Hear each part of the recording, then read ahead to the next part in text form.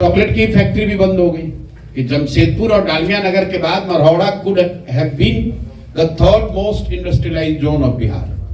जमशेदपुर और डालमिया नगर के बाद मरौड़ा इंडस्ट्रियल जोन के तौर पे डेवलप होना चाहिए था।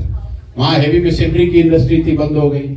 वहाँ पर अब आपका चीनी मिल बंद हो गया, वहाँ पर मॉडर्न की फैक्ट्री बंद हो गई। वहाँ का सबसे बड़ा बिहार का डिस्टिलरी था, सबसे बड़ा। डिस्टिलरी की बात तो नहीं कर रहा हूँ क्योंकि शराबबंदी लागू है नहीं, और आप लोग शराबबंदी के लिए ही वोट देते हैं। आप लोग मतलब यहाँ की जनता मिल को लेकर जन स्वराज अगर सत्ता में आते हैं तो क्या करेगी, क्या वादा करेगी सारण की जनता? कोई ऐसा वादा नहीं करेंगे जो आप वादा सुनते रहे हैं। हम लोग एक किसी पर्टिकुलर चीनी मिल के चालू करने को लेकर कोई मैं वादा नहीं कर सकता हूं, क्योंकि इस तरह का वादा जो भी करता है वो बिना सोचे समझे करता है।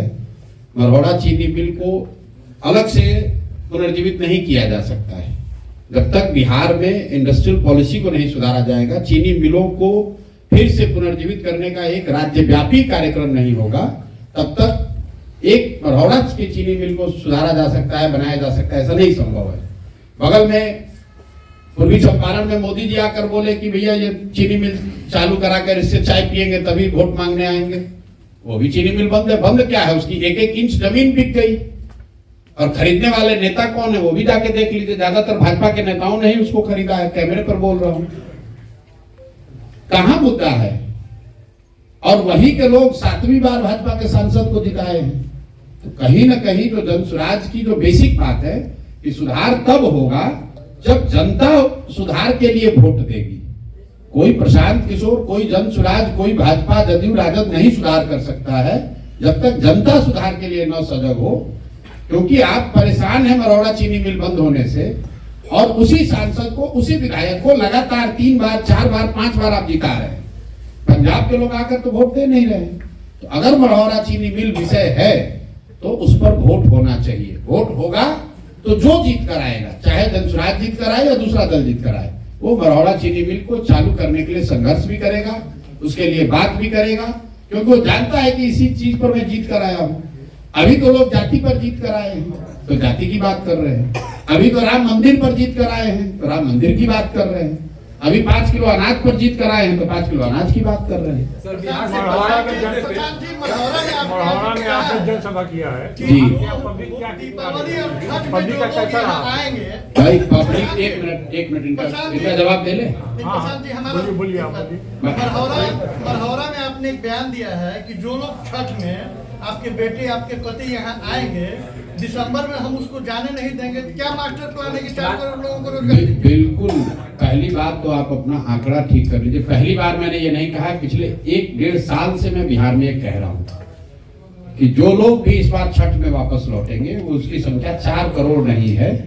कोविड में जब लोग इतने परेशानी में थे तो टोटल 25 से 28 लाख लोग वापस लौट कर आए थे। तो जो आकलन है कि करीब करीब 30 लाख लोग ऐसे हैं जो मजबूरी में, स्वेच्छा से नहीं, मजबूरी में यहाँ से पलायन जिनको करना पड़ा है।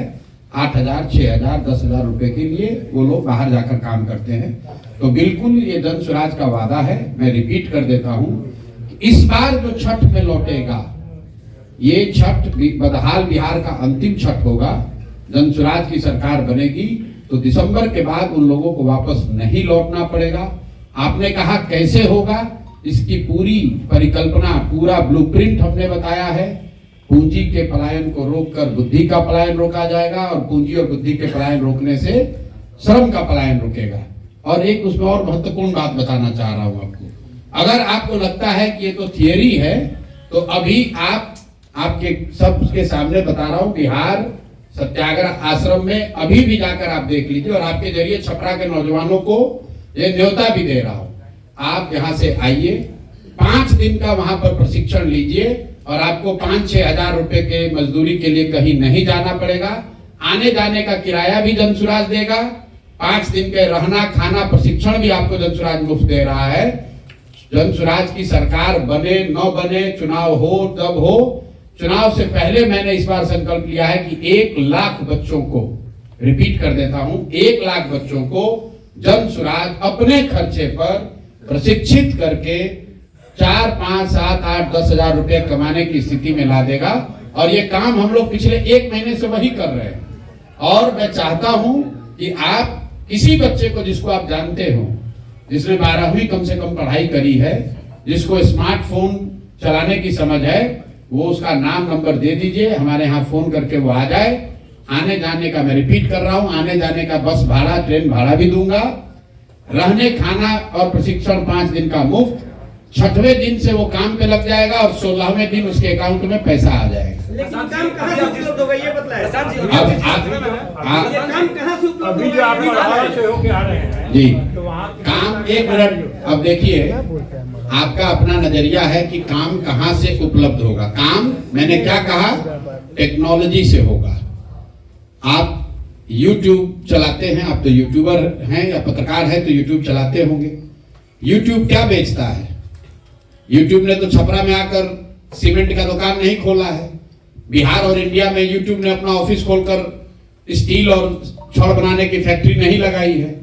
क्या बेच रहा है? फिर भी देश भर के जितने बिजनेसमैन हैं उनसे ज्यादा पैसा YouTube के मालिकों के पास है। तो दुनिया में सुनो तो भाई, बहुत सारे ऐसे रास्ते हैं जिसके जरिए आप 5, 7, 8, 10 हजार रुपया कमा सकते हैं। जो कॉल सेंटर, 1 मिनट रुकिए भैया, एक तो आप समझना नहीं चाहते हो। आपने सवाल पूछा है कैसे दे रहे हैं नौकरी, हम कह नहीं रहे कि दे देंगे, दे रहे हैं। अभी आप भेजिए लोगों को। आप सुनते हैं कि देश में लाखों लोग कॉल सेंटर के जरिए नौकरी पाए हुए हैं।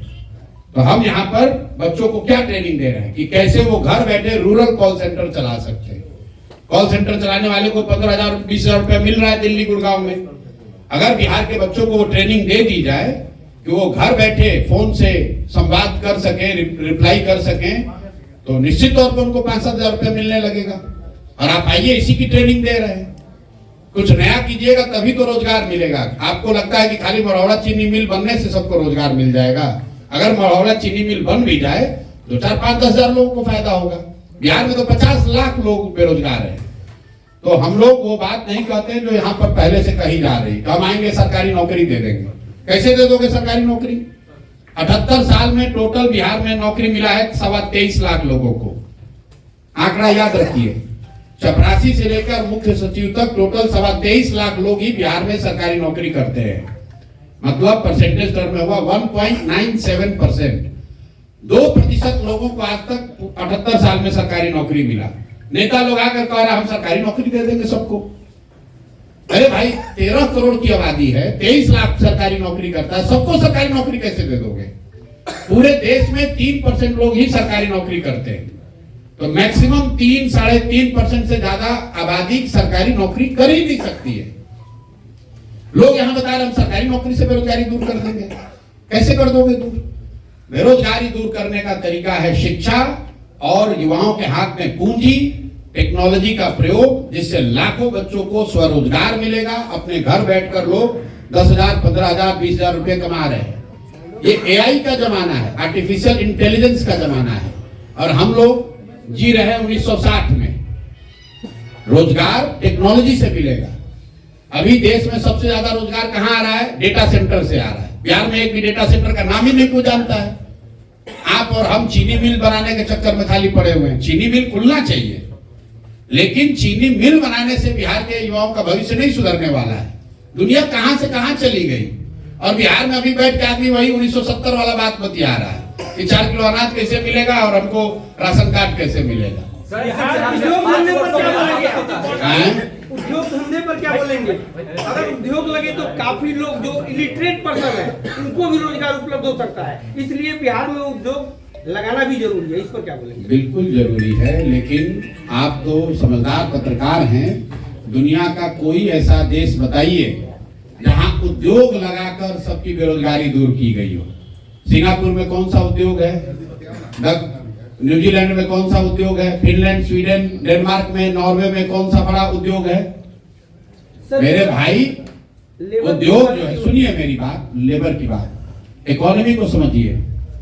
इकोनॉमी के 3 फंडामेंटल जो चीज है, प्राइमरी, सेकेंडरी और टर्सरी, उसमें जो उद्योग है, मैन्युफैक्चरिंग है, छोटा बड़ा सब मिलाकर वो पूरे देश में 18% है।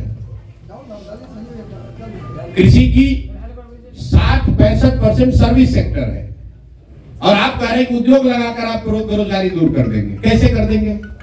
पूरी इकोनॉमी में सर्विस सेक्टर 65% है और 35 में कृषि और उद्योग दोनों शामिल है, छोटे बड़े सब मिलाकर। तो निश्चित तौर पर उसमें तरक्की होनी चाहिए, लेकिन सिर्फ मैन्युफैक्चरिंग के जरिए आप न देश में न बिहार में बेरोजगारी दूर नहीं कर सकते हैं। सर्विस सेक्टर में नौकरी है, सर्विस सेक्टर में तरक्की है, तरक्की वहीं से आएगी। अगर होटल बन रहा है उसमें 50 लोगों को नौकरी मिली है, उसमें रिसेप्शन पे कोई बैठा है। अगर यहाँ 50 रेस्टोरेंट है तो उसमें 200 लोगों को नौकरी मिली है।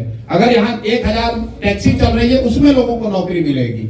सिर्फ फैक्ट्री बनाकर मजदूर लगाने से पूरे बिहार को नौकरी नहीं मिल सकती। वो एक छोटा पहलू है। इकोनॉमी में मैन्युफैक्चरिंग सेक्टर का रोल मुश्किल से 20% है, मतलब 1/5 है, और उससे आप 100% लोगों को नौकरी नहीं दे सकते हैं। जैसे सरकारी नौकरी से 2% से ज्यादा लोगों को रोजगार नहीं दिया जा सकता है, वैसे ही पूरी आबादी का 20 या 25% से ज्यादा लोग मैन्युफैक्चरिंग से, चाहे छोटा उद्योग हो या बड़ा उद्योग हो, उससे उसको पूरा रोजगार नहीं मिल सकता है। जब तक तीनों पहलू कृषि, इंडस्ट्री और सर्विस सेक्टर तीनों में तरक्की नहीं होगी, तीनों के बारे में प्लान नहीं किया जाएगा, तब तक बिहार में बेरोजगारी खत्म होने वाली नहीं है। सर, यहाँ से स्थिति बहुत बॉटम में है, उसको टॉप में ले जाने के लिए क्या प्लान है आपका? क्या किसका बॉटम में है? हर एक चीज में, शिक्षा में भी देख सकते हैं। बॉटम में है तो उसको टॉप में ले जाने का पहला प्लान ये है कि जो लोग बॉटम में हैं, हम और आप बिहार के लोग पहले ये एक्सेप्ट करें, रियलाइज करें कि हम लोग भैया सबसे पीछे और गरीब हैं। क्यों गरीब हैं उसका मतलब समझें कि गरीबी बात करने से दूर नहीं होगी, गरीबी सही तरीके से वोट देने से दूर होगी। वोट उसको दीजिए जिसकी समझदारी हो, अगर वो, और जिसको भी दीजिए उसको 5 वर्ष के लिए चुनिए। जीवन भर की बंधुआ मजदूरी मत कीजिए, किसी को मौका 5 वर्ष ही मिलना चाहिए।